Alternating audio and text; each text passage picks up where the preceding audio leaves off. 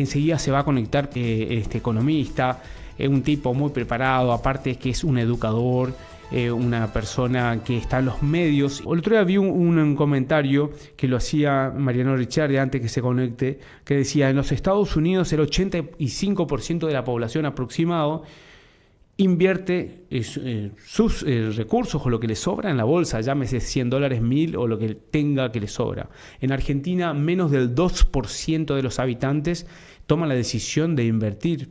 Siempre cuento el caso de mi familia, inmigrantes italianos. Mi bisabuelo llegó analfabeto, sin un peso, trabajó de albañil. Mi abuelo no pudo terminar la primaria. Le pudo dar la posibilidad a mi padre que estudie en una universidad, se recibió, me dio la posibilidad a mí de estudiar. Hoy tengo el trabajo que siempre quise, mi empresa, la casa con la que siempre soñé. En simple 4 generaciones donde la educación fue la clave que rompió esa generación y empezó a generar riqueza.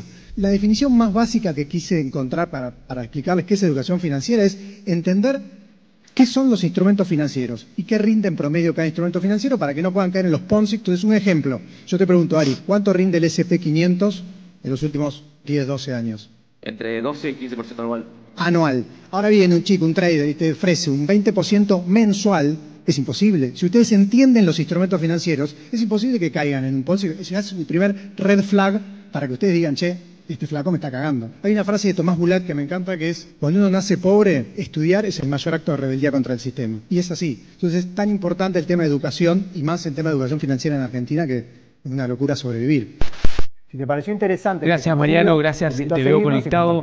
Mil gracias por el contacto, gracias por responderme a la pregunta cuando te escribí por las redes sociales, que de una me dijiste claro que sí, nos conectamos. Y quiero introducirte, además de agradecerte por esta participación y teniendo en cuenta este video introductorio, que nos haga un resumen de qué es la educación financiera, por qué es importante saber del tema y si tiene que ser incorporado también a los programas educativos en las escuelas, llámese primaria, secundaria. Buenas noches. Buenas noches, Cristian. Muchas gracias por la invitación. La verdad que sí, como decías al principio, es una necesidad el tema de educación financiera en un país como el que vivimos, ¿no? Porque es un mecanismo de supervivencia, aprender a estirar los pesos, sobrevivir en esta dinámica de inflación y devaluación constante.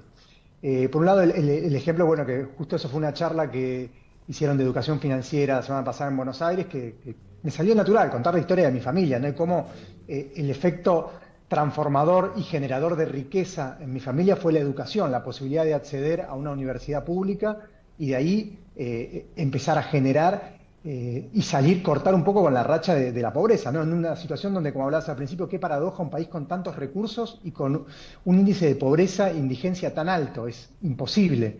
Pero bueno, un poco mi misión es tratar de educar a la gente en lo más que pueda, tanto para evitar caer en estafas, aprender los instrumentos que hay, tratar de ahorrar, invertir, dentro de lo posible en este complejo mundo en el cual vivimos y más aún en Argentina. Fantástico. Creo que tiene que ser una materia obligatoria y sumo otras para que si algún planificador de programas educativos, el tema nutrición también tiene que estar y otros temas de cómo tener una huerta en el patio de la casa y de cómo vivir sanamente. Pero la educación financiera tiene que estar para mí desde los primeros inicios de la educación. Nosotros vemos por la tele un montón de temas, por ejemplo el tema del cepo cambiario, que es ya tal vez 10 años que estamos viviendo con esa cuestión entre sí y no. Y quiero saber que nos des una explicación, si bien técnica, pero entendible para la audiencia, qué es el cepo cambiario y qué condiciones son necesarias en nuestro país para liberar esta restricción y si sabes de otros países que tienen esta restricción para la compra de moneda extranjera. Bueno, el cepo es la imposibilidad de movilizar monedas, movilidad cambiaria, es decir, yo no puedo ni comprar moneda extranjera ni tampoco moverlo al exterior. El cepo es un conjunto de restricciones que, dado la debilidad de nuestra propia moneda, hace de que la gente le esquive al peso, vaya contra el dólar. Hay una historia, ¿no?, de enamoramiento de Argentina con el dólar que no pasa en el resto de los países de Latinoamérica, ¿no? Si uno va a Brasil, el real es fuerte, pero no solamente a nivel económico, sino a nivel de la gente. En Argentina todo lo contrario, venimos de décadas de ahorro en dólares por un producto que después, bueno, vamos a ver, viene por el tema de tanta inflación pero el cepo es la imposibilidad de acceder a otra divisa que no sea el peso y a su vez el que tiene esa divisa no poder girarla al exterior. Es decir, que hay restricciones para movilidad, o sea, para girar al exterior divisas. Vayamos al ejemplo de las empresas. ¿Qué empresa va a venir a invertir en un país donde no puede retirar sus ganancias? Y por el otro lado, de las personas que quieren ahorrar en una moneda dura y no pueden acceder al dólar porque no hay reservas. Entonces, el cepo es un conjunto de restricciones que se fueron dando en los últimos años. Anteriormente también estuvo. Dentro de la historia argentina, estamos acostumbrados a convivir con restricciones al dólar por la debilidad que tiene el peso. Ahora de a poco están empezando a eliminar restricciones. Yo creo que este gobierno se encontró con una telaraña de restricciones tan grandes que es mucho más difícil de sacar de lo que se pensaban, porque cualquier medida que toquen puede afectar. Tenemos el dólar importador, el dólar MEP, el dólar oficial, el dólar con impuesto país, y a su vez cualquier movimiento puede afectar tanto la recaudación, afectar el superávit fiscal que tanto costó conseguir, y también el tema del saldo cambiario, una corrida cambiaria, y ese miedo con la historia argentina, que cada vez que sube el dólar apenas es noticia en todos lados. Entonces, el cepo es esa, la imposibilidad de que desde el minorista no pueda comprar dólares desde su home banking, ni que una empresa pueda retirar capitales. Hace muchos años se podía comprar dólares desde su home banking. Cuando quiten el cepo, es decir, que se va a unificar todos los dólares que hay. Ya no va a haber el dólar MEP, el dólar cable, el dólar ahorro, el dólar tarjeta. Va a haber un solo dólar, o sea que vamos a tener acceso todos a un dólar y a su vez va a haber movilidad, va a poder retirar. Entonces, primer punto es quitar el cepo, quitar todas las restricciones, no solamente de acceso, sino también de movilidad. Y ahí, bueno, hay que tener cuidado para que hay ciertas empresas que hace 5 años que no pueden repartir dividendos al exterior.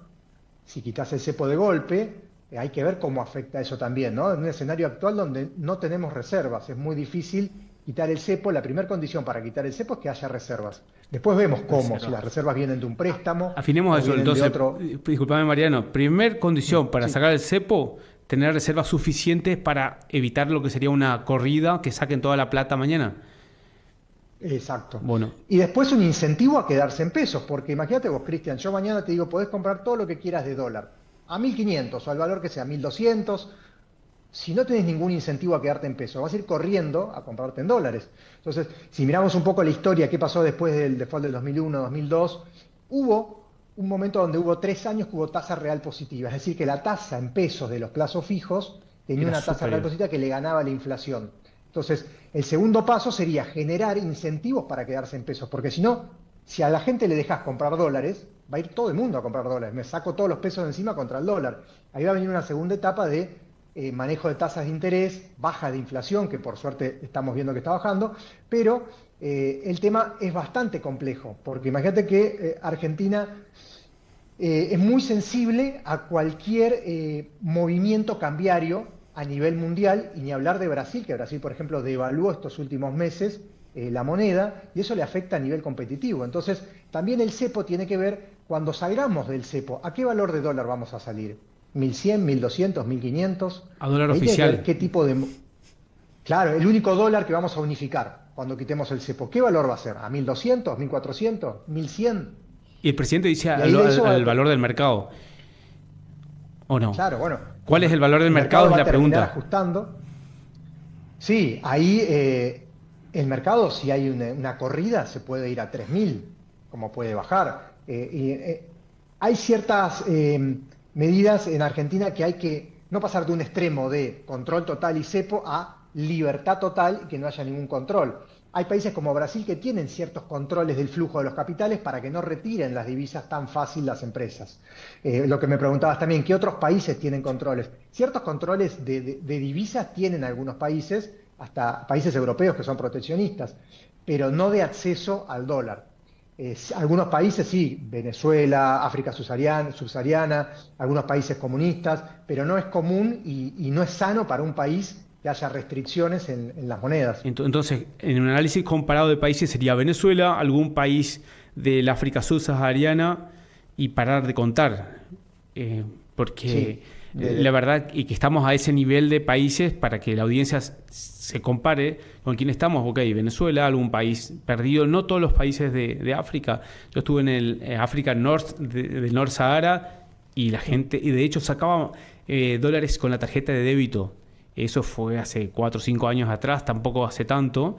Y entonces, volviendo a esas cuestiones, ¿qué es lo que hay que hacer para generar una economía fuerte y confiable para que en Argentina sea confiable entre nosotros y nos salgamos a buscar pesos y para que desde el exterior puedan venir inversiones? Bueno, ahí como vos dijiste, la confianza. Confianza es fundamental, pero la confianza se pierde de un día para el otro con un default, pero se recupera en años y en años de trabajo. Ni siquiera en estos 4 años se va a recuperar toda la historia de ser el país con mayor defaulteador en la historia del mundo. Es el país que más veces defaulteó su deuda. Entonces, ¿qué credibilidad y confianza podemos transmitir para que gente venga a invertir a nuestro país? Donde el primer punto es la confianza, y la confianza empieza por la seguridad jurídica. Y hoy no tenemos seguridad jurídica. Un buen punto es el RIGI. El RIGI es un buen plan para atraer inversiones, pero si no quitamos el cepo, por más que esté el RIGI vigente, las empresas no van a venir porque no van a poder retirar esa ganancia. ¿Para quién va a necesitar? RIGI, régimen de incentivo de grandes inversiones, que lo establece la nueva ley de bases aprobada en el mes de julio. Estamos de acuerdo. Entonces, el RIGI, desde tu punto de vista, ¿permitiría que inversores externos inviertan en Argentina? Valga la redundancia.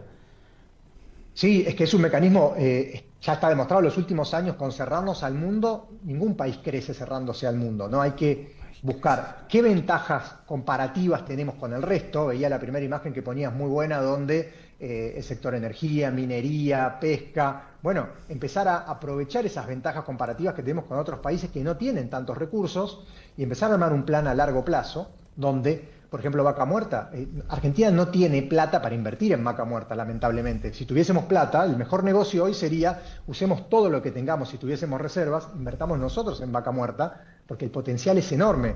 Tenemos que salir a buscar inversores afuera, y así con el resto ahora con minería, pesca. Hay ciertos proyectos que con el RIGI, que son para inversiones de más de 200 millones de dólares, empezaría a traccionar la economía, pero es algo que va a costar, no es que va a ser instantáneo de un día para el otro, y que en la micro, el día a día de la gente, no se va a ver hasta dentro de 1 o 2 años.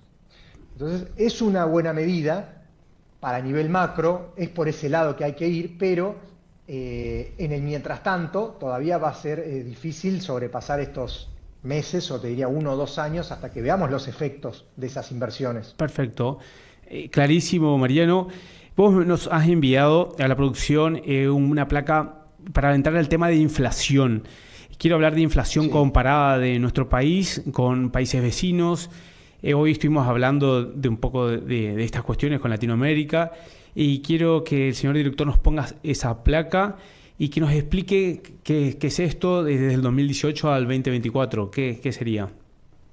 Bueno, eso es un gráfico donde el eje derecho estamos nosotros, Argentina, con una inflación del 250% anual, y del eje izquierdo está el resto de los países de Latinoamérica con una inflación del 3, 4, 5% anual. O sea, estamos tan desacoplados de Latinoamérica, no hablando del mundo también, que ni siquiera en un gráfico nos podemos comparar, porque son valores, pero una locura. Esa es la inflación anualizada de los últimos 12 meses que venimos teniendo nosotros en comparación con Latinoamérica. La inflación es el mayor cáncer de la economía y que afecta a los más pobres. Eso siempre hay que aclararlo. El impuesto inflacionario, lo que genera esa emisión descontrolada, afecta más a los pobres que a la clase media alta. Al asalariado, ¿no? Ahora, Colombia, México, Uruguay, Chile y Brasil tienen un aprox de 6 al 8% anual. Anualizado los últimos 12 meses, sí, pero vienen todavía en caída. La otra imagen Menos. de la inflación que yo te había pasado... Pásenos, señor director, la próxima imagen. Que es interesante como para decir, bueno, esto es de acá para atrás, los últimos 12 meses. Miremos de acá para adelante, los próximos 12 meses. ¿Cómo sería la inflación anualizada de acuerdo al REM? Relevamiento de expectativas monetarias. No importa, lo comentamos mientras. Bueno. Relevamiento de expectativas monetarias ahí está, esa. Relevamiento de expectativas monetarias de los bancos centrales, ¿no? Entonces hacen relevamientos y dicen, bueno, hoy con la inflación actual que tenemos, que viene en descenso por suerte, la inflación proyectada de Argentina va a ser un 53% para los próximos 12 meses. Si vos me decís a mí 53% de lo que veníamos, te firmo ya, dame una inflación así este año. Pero comparémonos con el resto de Latinoamérica. Uruguay, 5%, Colombia, 4%, Chile, 3,8%, México, 3,7%, Brasil, 3,7%. Realmente estamos muy lejos todavía del resto. Nosotros en un mes ya estamos teniendo la inflación anual de estos países, que no están tan lejos de nosotros. Tienen los mismos recursos, las mismas capacidades, geográficamente también. Realmente es complicada la situación y como decíamos que de acá no caímos de un día para el otro y de acá tampoco vamos a salir de un día para el otro. Son quizá años que nos va a llevar de esfuerzo para volver a llegar a estos valores normales de inflación que están teniendo países similares, comparables con nosotros. Entonces, la proyección es de aquí a un año, como vos decís, te firmo 53%, pero si me comparo con Perú, que tiene una inflación proyectada de 2,49 anual, esto no es mensual, reiterame eso porque anual, me vuelvo loco. Parece... Uruguay con el menos del 6% anual, o sea, no sé, 0,5% mensual, la proyección desde agosto de este año. Sí, seguramente hay mucha gente, jóvenes de 25 años, que no saben lo que es vivir sin inflación, porque hace 25 años que Argentina convive con tasas de inflación altas. Espectacular esa placa. Vamos a la próxima, en la cual podemos aclarar otros aspectos, pero me parece, ojalá que, como decir, yo firmo con 53% también, pero estimamos que a corto o largo plazo podamos bajar. Esto que es... Estas son las tasas. Acá vamos a ver qué pasa en el mundo. Claro, qué pasa en el mundo para compararnos un poco. En el mundo, la inflación en el mundo, en Estados Unidos hubo un pico cuando fue la recesión del COVID. Los bancos centrales, para estimular la economía de esa recesión que generó en el 2020 el COVID, tuvieron que bajar las tasas de interés a cero, o sea, prácticamente el costo de endeudarse era cero para que se reactive la economía. Los bancos centrales de Europa y de Estados Unidos. Eso hizo que también empiecen a emitir para generar gasto público para ayudar tanto a empresas como a familias. Emisión genera inflación en cualquier país del mundo. El ejemplo fue Estados Unidos y Europa. Llegaron a picos de 10% anual de inflación, que para ellos fue una locura. Año 2021, siempre la emisión tarda en hacer efecto, unos 8 o 12 meses. Año 2021 tuvieron un pico del 10% de inflación, algunos países de Europa del 12%. Automáticamente los bancos centrales suben la tasa de interés. La política monetaria que tienen los bancos centrales es para tratar de suavizar, digamos, los vaivenes de la economía. Cuando hay recesión te bajo la tasa para estimular, cuando hay inflación te subo la tasa para frenar que se recaliente la economía. Entonces subieron las tasas de interés, digo, la Fed, que hoy está en el 5,3%, que ahora después lo vamos a comparar con lo que rinde los bonos de Argentina, ¿no? Entonces, informame, disculpame que te corto, ¿qué es la Fed? La Fed es la Reserva Federal de Estados Unidos, que es como si fuese el Banco Central que maneja los dólares. Que es el que decide, claro, él decide qué hace con la política monetaria. Subo la tasa de interés, la bajo. Y sobre eso hay un efecto global, pero que impacta en todos los mercados, porque si suben la tasa de interés, está el efecto famoso flight to quality. Si un bono del Tesoro de Estados Unidos me rinde un 5,5%, como está pasando, ¿para qué voy a invertir, por ejemplo, en un bono de Brasil que me rinde 5, lo mismo? Me voy a lo más seguro del mundo, que es un bono del Tesoro de Estados Unidos. Ahora estamos en un escenario que aparentemente van a venir bajas de tasa de interés porque la inflación en Estados Unidos está controlada y eso va a beneficiar a los países subdesarrollados, los países con deuda, porque al bajar la tasa de interés bajaría también el riesgo país. Hay un efecto donde a medida que baja la tasa de interés, baja el costo de endeudamiento. Y el riesgo país es eso. El riesgo país es la sobretasa que pagamos con respecto a la tasa libre de riesgo, que son los bonos del Tesoro de Estados Unidos. Entonces explícame, disculpame, te corto, sí, pero algunas cuestiones quiero acentuar, porque vemos que el riesgo país sube, baja 2.000 puntos, hoy está en 1.500 aprox, que es, explicando en forma casera, el riesgo país. Bueno, el riesgo país es la sobretasa el riesgo de Argentina, ¿no? La sobretasa de, en vez de comprar un bono de Estados Unidos, comprar un bono argentino. Entonces, el bono de Estados Unidos te rinde el 5%, el bono de Argentina te rinde el 16, 17, 18%. Entonces, la sobretasa que estás pagando es eso. Y el riesgo país son esos basic points de diferencia que tenés. Entonces, tenés un componente fijo, que es la tasa de interés de Estados Unidos, y otro que es nuestro.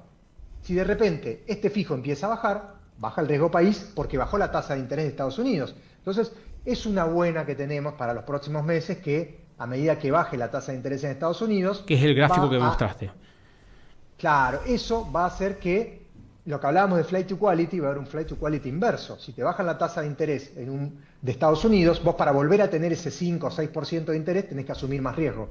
Y ahí los países emergentes van a haber un flujo, una llegada de capitales, porque para poder generar ese rendimiento tienen que asumir más riesgo y no queda otra que ir a países como el nuestro. Hoy lamentablemente somos categoría de frontera, ni siquiera somos emergentes. Estamos Comparame fuera con del quién, mapa. con qué otros países del mapa mundi compartimos esos 1.500 puntos básicos de riesgo país.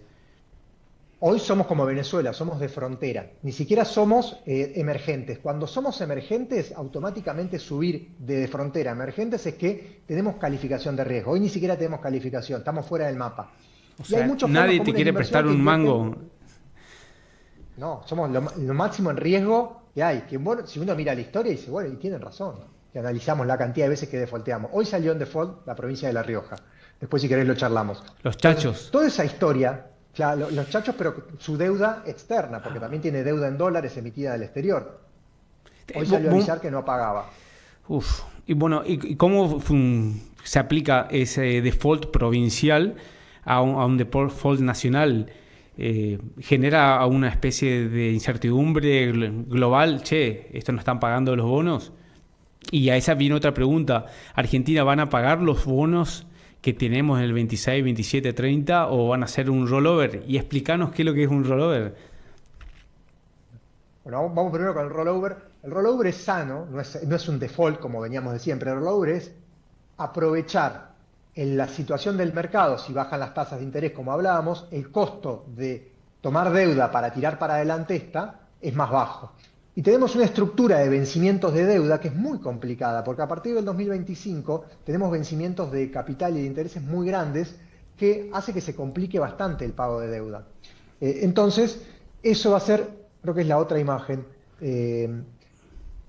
esa estructura de deuda tan alta hace que a partir del 2025 no nos quede otra alternativa que salir a intentar renegociar la deuda, que es hacer un rollover, que es decir, si la tasa de interés bajó, yo puedo aprovechar, ahí está, ese grafiquito que podemos ver, fíjate cómo la deuda a partir del 2025, 2024 es bastante pagable, pero 2025 prácticamente se hace impagable, y 2027, 2028 peor. Hoy, situación actual, reserva cero. La deuda se paga con reservas o se renegocia. El gobierno ya está hablando de un repo, que es como un préstamo corto, un año, que le daría el Banco Santander de España para pagar los intereses y capital de la deuda de enero a una tasa del 10-11%. Eso del La 2025. idea es del 2025. La idea es que si el riesgo país baja, ayudado por las condiciones externas y un poco la quita del cepo, baja de inflación, generar reservas, superávit fiscal, eso va a hacer que el riesgo país baje. Y ahí vamos a tener una situación donde el gobierno le va a salir más barato tirar para adelante esa deuda y conseguir financiamiento para hacer ese rollover. Que es decir, 25, 26, 27 y 28 no lo puedo pagar. ¿Qué hago? Lo tiro para adelante y lo pago en cuotas. Entonces, y obviamente con un interés, pero como si baja el riesgo país el interés va a ser más bajo, ahí sí va a convenir. Hoy no se puede hacer un rollover porque la tasa sería pagar un 20-22% anual en dólares, que sería un suicidio pagar esa tasa para hacer un rollover. La situación es bastante complicada. ¿Y cuál es una Que baja tasa el riesgo razonable? Discúlpame ahí que te interrumpa. ¿Cuál es una tasa razonable para un rollover que sea beneficioso? E insisto, para que exista el rollover tiene que haber el acuerdo de la contraparte del acreedor que te autoriza ese no se me fue, perfilamiento de la deuda, cambiaron esas perfilamiento cosas. voluntario sería. Ahí Sí. está. Porque es un engaña sí. pichanga, como decimos hoy, de no te pago ahora, no es porque no quiero, sino porque no tengo y tampoco entro en default. Sí, mira, ya un 10-12% es los que pagan por ahí las empresas, la deuda corporativa de alto riesgo, o lo que es el riesgo corporativo argentino. Tiene que salir a financiarse al 10-12% en dólares. Ya más de eso es muy riesgoso y muy difícil de pagar. Esos valores serían razonables para el año que viene. Y a medida que siga bajando el riesgo país y las condiciones mejoren y generemos confianza, porque todo esto es una cuestión de confianza y seguridad jurídica. Y la confianza se genera ¿cómo? Y si yo veo que este país tiene reservas, que sigue teniendo superávit, que sigue bajando la inflación, bueno, ahí ya las condiciones van a ser diferentes y ahí yo te voy a aceptar, no te lo tiro 2 años, te acepto que me lo tires 4 o 5 para adelante. Como vos decís, la contraparte tiene que ver una evolución, tiene que generar confianza argentina y del otro lado ver esa evolución para salir. Es muy delicada la situación de los bonos, pero para aquellos perfiles de alto riesgo y que confían que este gobierno puede seguir manejando la inflación y acumular reservas, están en un punto de entrada que pueden tener un potencial upside bastante alto. Ok, pero como lo vimos en ese gráfico, en el 2027 hay unos 20.000 millones de dólares a pagar. Hoy está 2027, 19.7, el 28, 20 billones de dólares. ¿Cuánto es la plata que hay en dólares hoy en el Banco Central? Te dicen 17.000 millones. ¿Existe eso? ¿Dónde está? ¿O cuánto hay hoy? No, ahí estamos tomando los encajes y los depósitos de la gente, que son esas reservas. Si observamos las reservas netas, son negativas. Estamos casi en cero. Apenitas negativo estamos. O sea, no puedes sacar reservas netas para pagarle los 16 billones en el 2025. No. Y tampoco reservas para quitar el cepo, que lo que hablábamos hace un rato, para salir del cepo tenés que tener reservas. Entonces, es complicada, dependemos de algún acuerdo que seguramente estarán empezando a tramar con el FMI. Caputo dijo que con 10.000 millones de dólares puede salir del cepo. Pero después hay que pagar esta deuda además de salir del cepo. Entonces, no es una sola cosa. Y históricamente Argentina el primer semestre liquida las exportaciones del agro y acumula reservas. Y hasta ahora no llegamos a acumular tantos dólares. ¿Cuánto sería? Se estima que este año vamos a tener una cosecha favorable. ¿Cuánta guita en dólares quedaría de esas retenciones? Y estamos hablando de que quizás 5.000 millones pueden llegar a entrar netas que queden. En un año.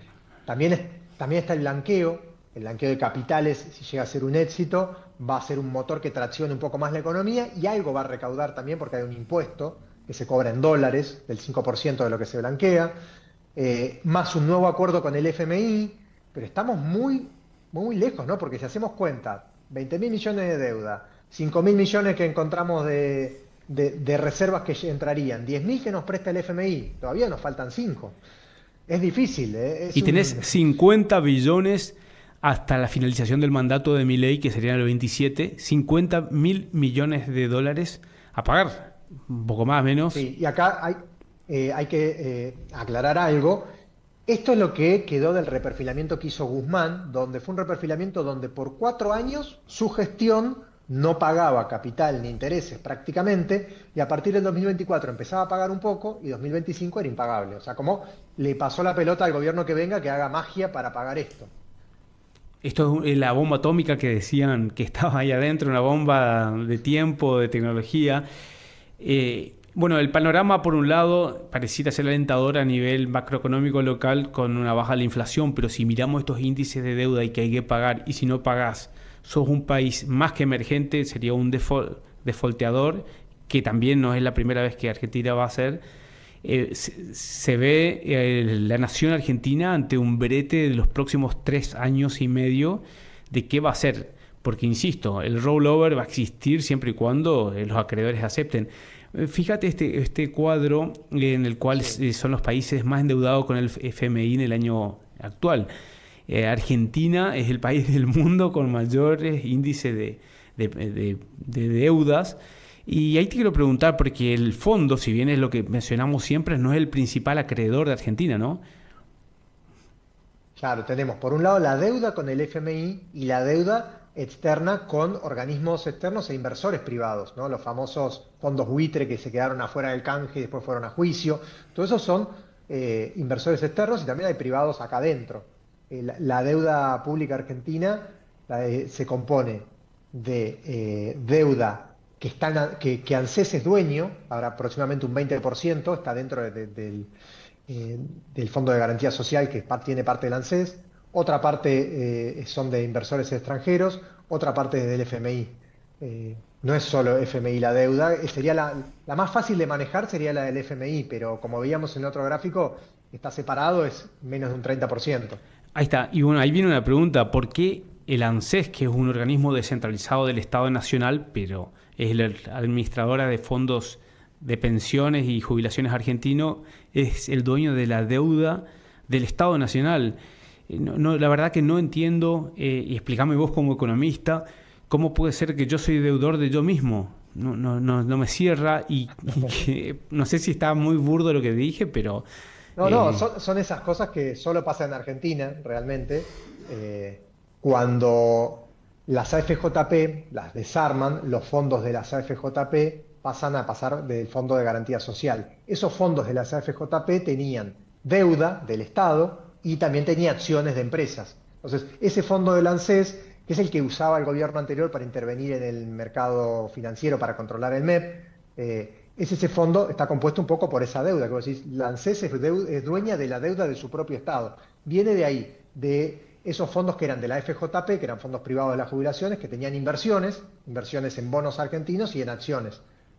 Y ahora es parte del Estado, de ANSES. Entonces es otra de las grandes contradicciones, pero en algún momento calculo que hay que salir de esa deuda, autodeuda, no sé cómo llamarlo, porque es una deuda del Estado con el Estado mismo. Ahí vimos una placa, Argentina está superando países como Egipto, Ucrania, que en guerra, que le han dado préstamos para ver si sale Ecuador con grandes conflictos, o Pakistán, pero lejísimos estamos. Entonces viene otra gran pregunta, que ¿cuáles son los aspectos que tiene que tener una macroeconomía nacional para que sea sana, estable y que pueda producir? Porque si yo estoy con deudas en mi casa y gano un mango, pero yo debo 2, o sea, no estoy siendo rico o productivo en términos de PBI. Entonces, quiero saber qué tiene que tener una economía para ser sana. Bueno, ahí la macro es lo más urgente. En un caso, vamos al caso acá, asume Milei y hay que tomar medidas macro urgente y después viene lo micro. Y acá creo que se atacó bien a lo macro que estamos hablando: frenar la emisión, bajar la inflación, generar superávit fiscal, ordenar todas las cuentas, achicar un poco el Estado, ese gasto innecesario tan grande del Estado. En el mientras tanto, ¿no? De decir, ahí entra el dilema de eficiencia y equidad. Eficiencia en llegar a superávit fiscal lo antes posible, como se obtuvo el primer mes, y el tema de equidad es cómo, ¿no? Esa composición de las cuentas, y en el medio los más castigados, los jubilados, empleados públicos. Esa distribución, desde ese punto de vista, yo considero que quizá tendría que haber sido un poquitito más equitativa, para no generar estas desigualdades que hay hoy en cuanto a jubilaciones que han quedado muy atrasadas. Lo urgente era atacar lo macro, que era el superávit con ajuste, porque vos podés tener superávit de dos formas: aumentando tus ingresos, aumentar la recaudación, que no, porque la actividad está parada, o acortando gastos, que fue lo que hicieron. Como en la casa, en la casa de familia. Si gano más... Claro, para hacer llegar... Ahora, si yo gano mucho y gasto más de lo que entra, que sería lo que utilizamos en nuestra economía doméstica, no puede ser utilizado. Yo he hablado con algunos economistas y me dicen, no puedes hablar de eso porque se piden préstamos y nos endeudamos para crecer.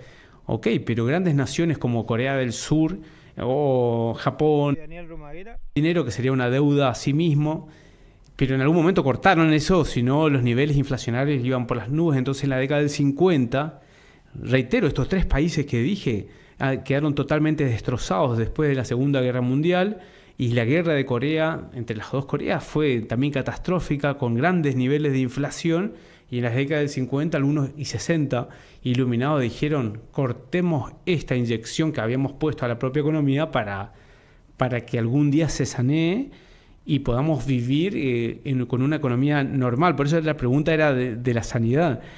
¿Qué tenemos que hacer en Argentina? Porque el presidente Milei ha establecido grandes recortes en lo que le llamó esa motosierra. Ahora, ¿qué tienen que hacer las provincias para acompañar esta reestructuración de gastos públicos? Porque la Nación hizo y ahora le está pidiendo a las provincias, ustedes también bajen los gastos. ¿Es así o no? Bueno, ahí un poco lo que decías de los ejemplos de esos países, yo creo que la gran diferencia fue la seguridad jurídica que tienen esos países y la estabilidad cambiaria, que hizo de que, a pesar de que tuvieron periodos de inflación, periodos de guerra, periodos de endeudamiento, pudieron salir adelante. Esa estabilidad que cambie un gobierno, venga uno del otro, de un extremo al otro, hay ciertos puntos donde la economía se mantiene y va adelante, y no se van cambiando las condiciones y no generan esa inestabilidad para las inversiones.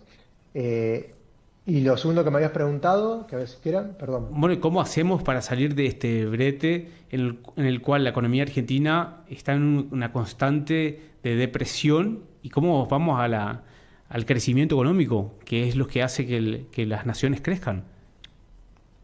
Bueno, ningún país crece cerrándose al mundo. Eso hay que aclararlo. La única forma es abrirse al mundo, entender cuáles son las ventajas comparativas, armar un modelo de país que no sea sostenible vía subsidios, sino reestructurar, y ahí entra el segundo paso, ¿no? La parte macro está, ya hicimos el primer paso, controlamos inflación, emisión, superávit, ahora sacaríamos el cepo, segunda fase, generaríamos seguridad jurídica y cambiaria, estabilidad cambiaria de $1, pero ¿qué modelo de país queremos? ¿Cuál va a ser la matriz productiva de Argentina? Porque fijar el nivel del dólar va a hacer de que cierta industria sea competitiva y otra no. Le iba a pasar lo que pasó después del 2001 o en los 90, donde ciertos sectores de la economía dejaron de ser rentables y automáticamente, ¿no? Si abrimos las importaciones al mundo, va a haber ciertos sectores o economías regionales que van a desaparecer. Y ahí es donde yo creo que necesitamos un segundo plan que enfoque a lo micro y a esa transición de decir, bueno, estamos apuntando a grandes empresas, al RIGI, a que vendan grandes inversiones, pero mientras tanto vamos a desatender, evidentemente van a desaparecer ciertas pymes, economías regionales, son muchas familias, mucha gente que tiene que haber un plan de contención que los reubique en otro lado. Parece mientras tanto que la teoría económica dice que todo se ajusta solo en el mediano y largo plazo, una economía de libre mercado llega al equilibrio y se ajusta, sí, pero en el corto plazo hay sectores que desaparecen porque dejan de ser competitivos. Si vamos a apuntar a eficiencia, lo que hablábamos recién, de eficiencia y equidad, el liberalismo al extremo genera cierta inequidad y un exceso de eficiencia. Ese exceso de eficiencia, ¿no? De que el mercado se ajusta solo y si vos no sos rentable vas a quebrar, ahí es donde tiene que haber un plan de contingencia para reubicar a esa gente, a esos sectores, economías regionales, que hoy mucha cantidad de empleados que están en esa situación.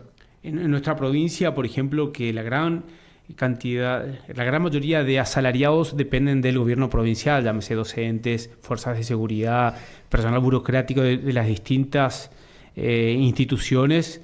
La economía local se mueve en gran parte, la gran mayoría es a través de salarios que perciben del sector público. Entonces, una pregunta que viene, ¿qué hay que despedir gente? ¿Hay que dejar de contratar? ¿O a dónde recortamos los gastos? Porque si no ingresa y si los ingresos a nivel impositivo cada vez van bajando, en algún momento la torta no va a alcanzar por lo menos para llegar a fin de año. Esa es una gran pregunta que yo tengo. Entonces mi pregunta sería, ¿y si nos ponemos de acuerdo en políticas de Estado en forma de economía de acá a 20 años? ¿Puede funcionar? Se llama, muchachos, los partidos políticos, juntémonos. ¿Cuál sería la forma de llevar adelante la economía del país de aquí a 20 años? Y todos los partidos políticos que sacaron más de 2% de los votos tienen lugar en esta mesa para dar su punto. ¿Es posible este pacto económico para dar, lo que vos dijiste, seguridad jurídica a nivel... Seguridad jurídica, porque sí. Si dentro de 3 años y medio viene otro gobierno y me dice, no, todo lo que estaba mal, no hay seguridad jurídica. ¿Es posible esto? Ahí te voy a decir, lo que me encantaría que sí, pero lamentablemente el ejemplo que tenemos es la ley de bases. 8 meses para sacar una ley que se pongan de acuerdo. ¿Nos vamos a poner de acuerdo tan fácil un plan quinquenal a 15 años? Me encantaría que sí, sería lo más lógico, ¿no? Que se sienten y que digan, bueno, estos 10 puntos, venga quien venga, no se toca y es para crecer a largo plazo. El resto todo lo vamos a charlar. Pero lo veo muy difícil en la situación actual, lo veo muy difícil, es muy difícil para este gobierno también gobernar sin mayoría, veremos qué pasa el año que viene, quizá con post las elecciones legislativas sea otra dinámica para poder establecer las políticas económicas con el apoyo de los diputados y senadores. Hoy por hoy es muy difícil sacar una ley, ahora vamos por la parte de la reforma laboral, que es algo que hay que hacer, que estamos totalmente desacoplados del mundo, pero es muy difícil así cuando no se ponen de acuerdo en algo básico, lo veo muy difícil a 15 años. Excelente. Quiero cambiar un poquitito de estas cuestiones macroeconómicas y quiero ir a lo micro. Nosotros vivimos en esquina Corrientes y aquí muy cerca, en Goya, estuvo el caso famoso Cositorto. No sé si sabías que tenías una financiera o no sé cómo se llamaba. En la práctica fue un régimen de estafa.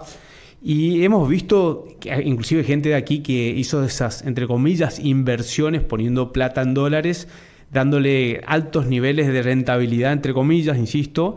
Y también aparecieron otros casos, fenómenos como ese trader llamado Lechuga Pérez Álgaba que apareció en una valija en un río tirado, y ahora la semana pasada este joven trader de 19 años que fue asesinado y que daba, entre comillas, insisto esa palabra 3 o 4 veces, clases de cómo ser millonario o cómo hacer inversiones en dólares rentables. Quiero que vos nos digas cómo detectar cuando estos fenómenos que aparecen. Te digo, a mí en mis redes sociales me han escrito: hola Cristian, ¿querés ganar? Te ofrezco una opción de negocios.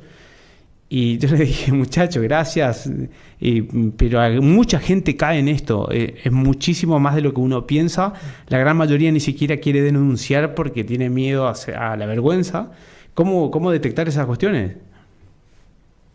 Bueno, esto es una consecuencia de la falta de educación financiera, que es muy diferente de la falta de educación, porque cuando vos dijiste que cae cualquiera, hay gente profesionales, ingenieros, abogados, que han caído en estafas. No es solo falta de educación, sino educación financiera. Y educación financiera es conocer todos los instrumentos financieros que hay en el mercado, conocer cuáles son los rendimientos que tienen, y si de golpe te ofrecen un rendimiento que es exorbitante, uno sabe que es imposible obtenerlo. Primer punto: no existe la plata fácil, no existe la magia, y nadie se va a hacer millonario invirtiendo de la noche a la mañana. Si te ofrecen eso, salí corriendo. Y después están los esquemas piramidales, como vos dijiste, esquemas Ponzi, como el caso de Cositorto, donde te ofrecen rendimientos muy altos y con la llegada de nuevos supuestos inversores pagan los primeros rendimientos, esos altos de quizás son 10-20% mensual, cuando hoy es imposible obtener esos rendimientos seguros, porque aparte te los prometen seguro, anuales. Hoy para obtener un 10-12% anual, como el video de presentación que hablábamos con Ali Ereslar de Cocos Capital, eso es lo que te rinde la renta variable, el promedio del S&P 500, que es el índice de las 500 empresas más importantes de Estados Unidos, que tiene volatilidad, no es seguro. En promedio te rinde así en los últimos 12 años. Un año por ahí perdió, otro año subió un 5, otro año perdió un 8, otro año subió un 20. En promedio te rinde un 10-12 anual. Si alguien viene que te ofrece algo seguro y del 10-12% mensual, es impagable.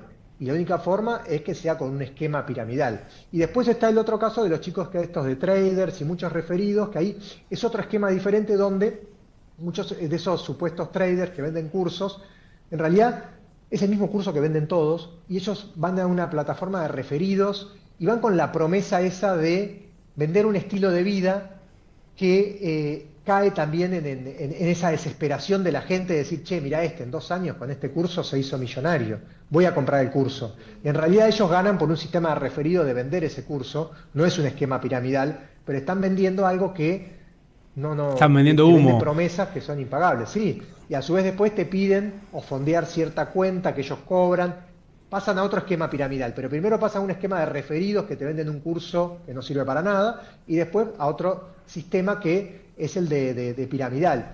Y esto fue lo que nos hizo a nosotros. Yo que doy clase en la facultad, yo siempre el primer día de clase entro y pongo la película El Lobo de Wall Street, sin saludar a nadie, pongo el televisor, la película El Lobo de Wall Street. Digo: chicos, esto que está acá es ficción, el mundo real es otra cosa totalmente diferente. Este año lo puse con un video compilado de estos traders, para que vean, porque hoy es furor, y el primer día de clase llevé a un trader, el jefe de la mesa de trading de Balance, lo llevé a que la segunda etapa de la clase, de una clase. Y dijo: chicos, este es el trader. Aburridísimo, ¿no?, para los chicos, porque realmente comentaba las operaciones que hacía, arbitrajes de tasas, cosas muy específicas y de grandes capitales. Y la conclusión es que no hay fórmula mágica, no hay forma de hacerse millonario, no hay un curso de trading que te haga hacerte millonario. Y un poco todo esto fue lo que nos obligó a nosotros a salir a dar cursos gratis, dar capacitaciones, charlas en universidades. Nosotros tenemos un curso que es parecido al que damos en la facultad, que lo tenemos abierto a la gente, va a nuestro Instagram, Historias Descartadas, curso gratis, hay bibliografía, ejercicios en Excel, todo lo que damos en la universidad, gratis. Y la gente dice: ¿pero cómo es gratis? Hasta le da desconfianza que sea gratis. Está acostumbrada a pagar para que los estafen algunos. Sí, es gratis porque nos obligó a tratar de sacar un poco esta gente ofreciendo algo gratis y que sea real, donde mostramos los rendimientos reales del mercado. Y la educación financiera es eso, que cada uno entienda los instrumentos y estar atento a que si te ofrecen algo que rinda más que eso, es impagable. Excelente la explicación. Quiero aclararle a toda la audiencia que Mariano Ricciardi es economista, es idóneo del mercado de valores, que el que va a explicarte en forma técnica es un idóneo del mercado de valores, no esta gente que te escriben por las redes sociales ofreciéndote una opción de negocio. El programa que hemos llevado adelante fue espectacular porque tenemos una información dada por un especialista de la macro. Quiero que me hagas una conclusión de todos estos temas que estuvimos hablando, Mariano, agradeciéndote tu presentación acá, y vamos a ir luego a un corte. La audiencia nos ha escrito un montón de mensajes a los cuales les agradecemos a todos los que nos escriben en nuestro canal de YouTube o nos mandan mensajes. La gran mayoría los hemos puesto en el graph, lo van a poder ver más adelante. Y quiero que me hagas un final de esto, hablando de educación financiera y de tu perspectiva de la economía nacional a mediano y largo plazo. Bueno, en cuanto a educación financiera, que estudiar, capacitarse, no buscar atajos porque van a ir a un lugar donde van a perder plata, no perder tiempo queriendo ser campeones mundiales del trading, dedíquense a lo que realmente ustedes tienen una ventaja, a lo que estudiaron, a su profesión, su oficio, traten de generar riqueza por ese lado y después invertirlo en instrumentos financieros regulados y que estén entender ustedes en qué están invirtiendo, porque el perfil de riesgo de ustedes va a depender de que conozcan los instrumentos y decir, bueno, yo tengo un riesgo muy alto, puedo ir a invertir en acciones tecnológicas. Yo soy más conservador, invierto en un bono del Tesoro de Estados Unidos. Pero entender todos los instrumentos les va a permitir encontrar el instrumento adecuado para que ustedes inviertan tranquilos. Pero siempre es estudiando, conociendo en qué están invirtiendo y no buscar atajos. El segundo punto, a nivel nacional, creo que a nivel macro estamos en el camino correcto. A nivel micro faltan ciertos planes de contingencia para lo que pueda pasar en el mientras tanto. Yo soy optimista sobre el país en cuanto a la capacidad que tiene el país de recursos que estuvimos viendo al principio. Soy muy optimista de Vaca Muerta. En 4 años Vaca Muerta va a generar la misma cantidad de dólares y de divisas que el campo. La matriz energética se va a dar vuelta, en vez de importar vamos a exportar. Tenemos un montón de cosas a favor que si lo explotamos y lo potenciamos y todos los políticos se ponen de acuerdo, los partidos, como hablamos al principio, de dar un plan a largo plazo, tenemos que mejorar. Bueno, ese es el mensaje optimista de Mariano. Tenemos todo para mejorar. Yo coincido con vos. Creo también que no va a ser fácil, y la experiencia en otros países que han frenado la inflación ha venido de una recesión que ha afectado a grandes partes de la población, sobre todo a los asalariados o pequeños empresarios, pero en algún momento había que cortar también todo esto, y hoy lamentablemente todos estamos afectados con esta recesión, pero de alguna manera había que comenzar. Te agradezco infinitamente a todos los que quieran contactarlos. Ahí pusimos el Instagram de la consultora BDI, de Mariano Ricciardi. Son personas que saben, son los que quieran invertir, consulten a la gente que saben. Si vos necesitas un médico o una enfermedad, te vas a un médico. Si necesitas un problema legal, te vas al abogado. Y cuando tenés plata y no sabés qué hacer, tenés que ir a Mariano Ricciardi, que son de una consultora, de BDI Consultora, y te va a decir qué es lo que tenés que hacer.